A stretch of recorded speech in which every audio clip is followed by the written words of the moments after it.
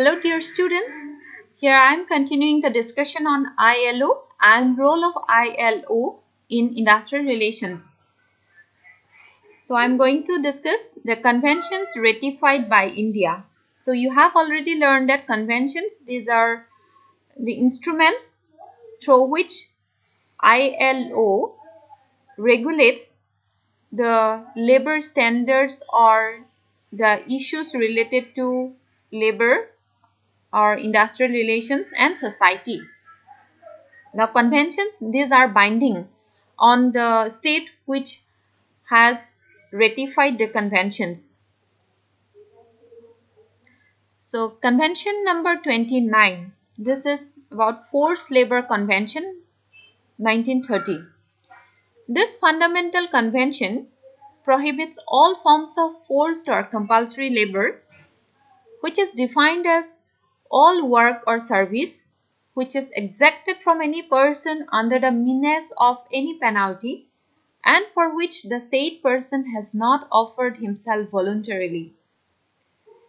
Exceptions are provided for work required by compulsory military service, normal civic obligations, as a consequence of a conviction in a court of law, in case of emergency, and for minor communal services performed by the members of a community in the direct interest of the community. This is Convention number 105. Abolition of Forced Labor Convention 1957.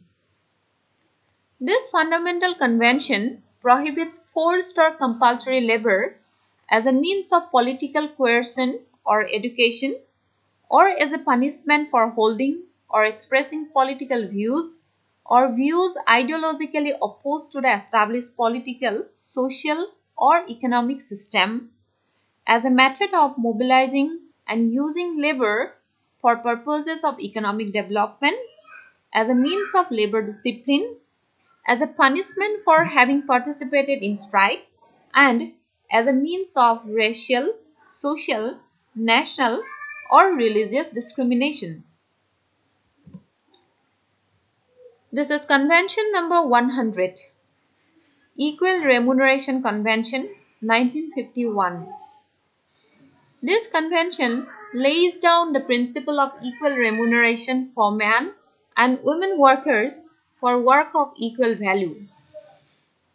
This convention requires ratifying countries to ensure the application to all workers of the principle of equal remuneration for men and women for work of equal value.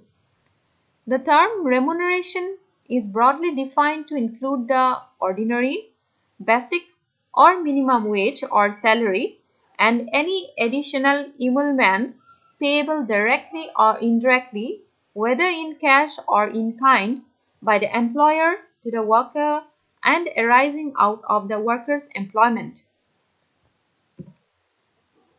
Then Convention number 111, this is on discrimination in employment and occupation convention, year 1958. This fundamental convention defines discrimination as any distinction, exclusion, or preference made on the basis of race, color, sex, religion, political opinion, national extraction, or social origin, which has the effect of nullifying or impairing equality of opportunity or treatment in employment or occupation. The convention also provides for the possibility of extending the list of prohibiting grounds of discrimination after consultation with representative employers and workers' organizations and relevant bodies.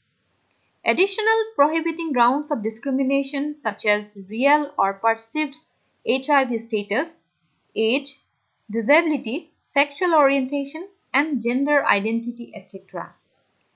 The convention covers discrimination in relation to access to education and vocational training, access to employment, and to particular occupations, as well as terms and conditions of employment.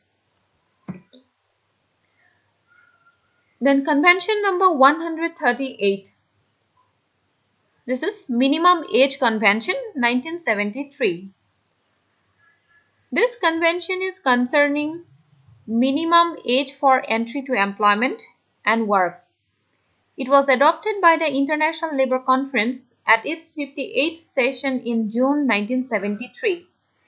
This convention sets the general minimum age for admission to employment or work at 15 years, 13 for light work, and the minimum age for hazardous work at 18, 16 year under certain strict conditions.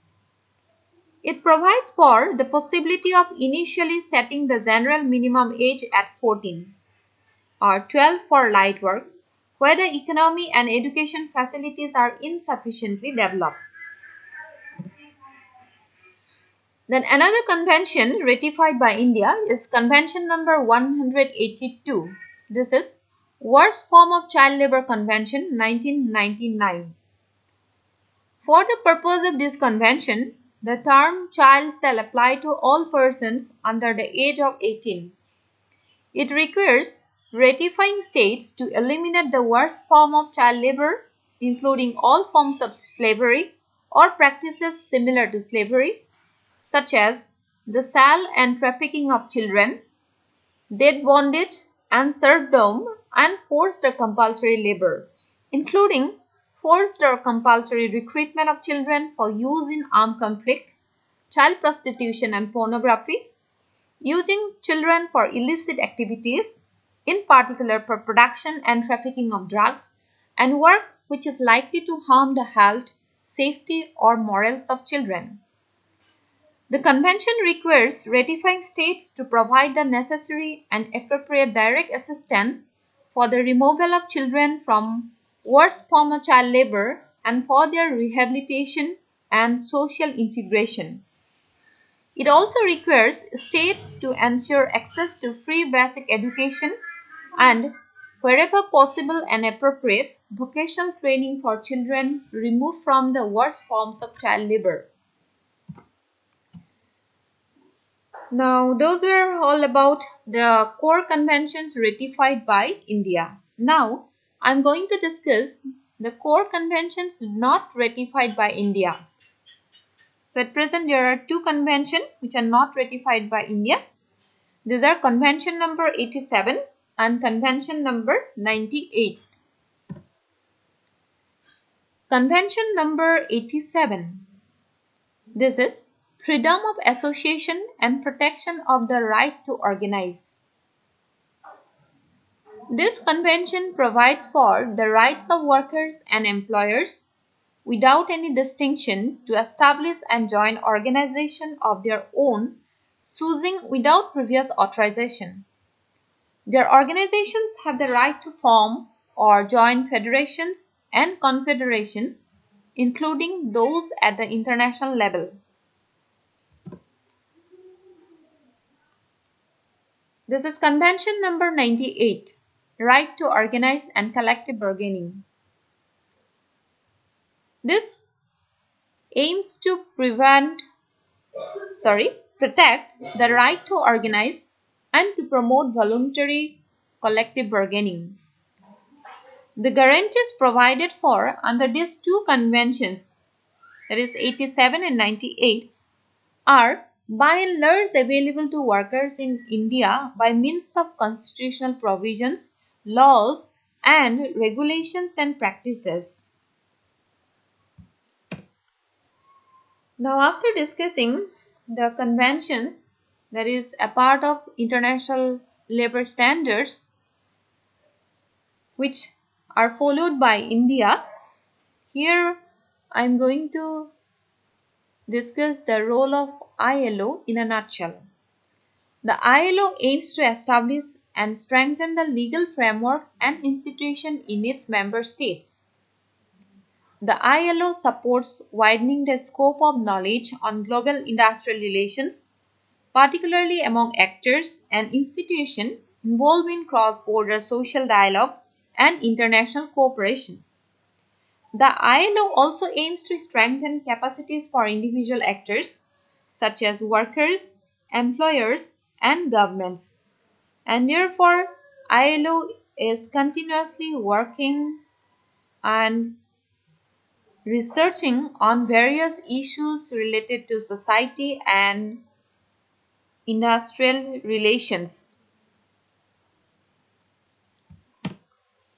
So these are the sources from which I have collected the information that I have presented in the slides.